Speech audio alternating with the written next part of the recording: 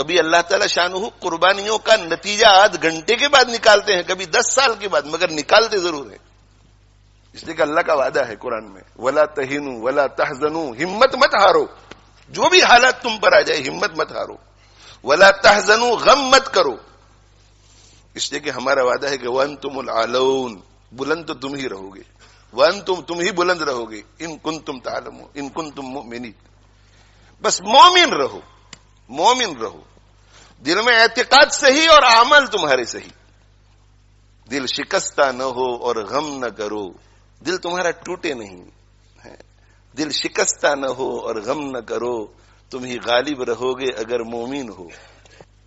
الاسلام یعلو، آپ صلی اللہ علیہ وسلم کا وعدہ ہے کہ اسلام بلند رہے گا۔ هو الذی ارسل رسولہ بالہدی ودین الحق لیظہرہ علی الدین کلہ، وعدہ ہے قرآن کا۔ اس لیے ایسے حالات میں شکوک شبہات میں مبتلا نہیں ہونا چاہیے، اللہ کی حکمت پہ یقین رکھنا چاہیے، اللہ کی حکمت پہ، اللہ کی حکمت بھروسہ رکھنا چاہیے، اور جہاں کہیں جو کوئی پریشان حال ہے، جس درجے کی پریشانی میں ہو، جس درجے کی پریشانی میں ہو، ان کا تعاون کرنے کے لیے جس طرح انہیں خود بھی اللہ کی مرضیات پہ چلنا ضروری ہے، پوری امت کے لیے اللہ کی مرضیات پہ چلنا ضروری ہے۔ اگر ہم ہمارے ان فلسطینی بھائیوں اور بہنوں اور بچوں جو معصوم ہے، جو انوسنٹ ہے، جن کا کوئی قصور نہیں ہے، ان کو کسی قسم کا بھی فائدہ پہنچانا چاہتے ہیں، فائدہ، اور بہت ہی مؤثر فائدہ، اعلیٰ درجے کا فائدہ، تو میرے بھائیو توبہ کرو اللہ سے، اپنے گناہوں سے توبہ کرو، اور توبہ کر کے عزم کرو کہ آج کے بعد ہم اللہ کے دین پر، اللہ کی مرضی کے مطابق چلیں گے۔ اس سے بڑھ کر دوسرا کوئی مؤثر فائدہ نہیں۔ باقی سارے فوائد اس کے تابع ہیں، یہ قابو میں آیا تو باقی سارے اسباب کام آئیں گے، یہ قابو میں نہیں آیا تو کوئی سبب کام نہیں آئے گا۔ یہ میرا ایمان ہے، اور ہم سب کا ایمان ہونا چاہیے۔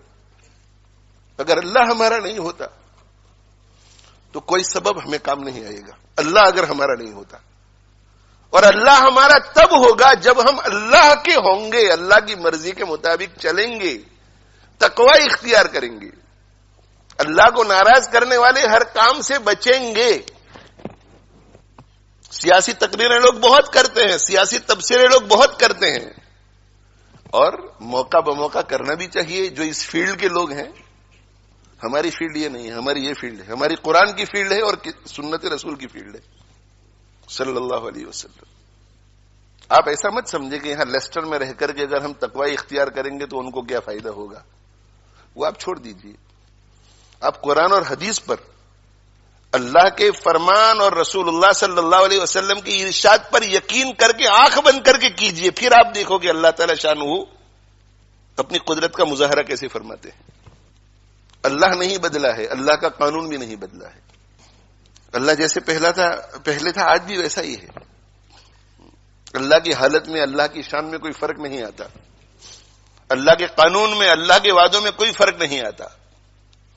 آج بھی ہو جو ابراہیم سا ایمان پیدا، آج بھی ہو جو ابراہیم سا ایمان پیدا، آگ کر سکتی ہے انداز گلستاں پیدا۔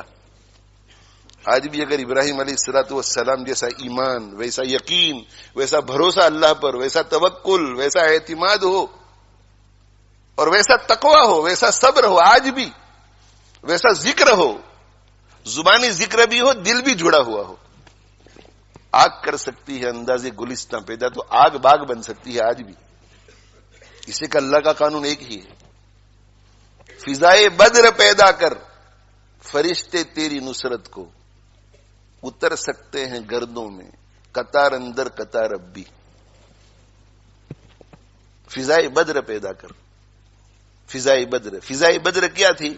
فضائے بدر ایمان والی تھی، ایمان والی۔ فضائے بدر یقین والی تھی، فضائے بدر اخلاق حمیدہ والی تھی، فضائے بدر شکر والی تھی، صبر والی تھی، فضائے بدر تواضع والی تھی، تواضع والی۔ کتنی تواضع؟ اس قدر تواضع کہ اللہ تعالی شانہ نے فرما دیا تھا کہ ان کا پیچھا کرو تو بھی تمہاری جیت اور ان سے لڑو تو بھی تمہاری جیت.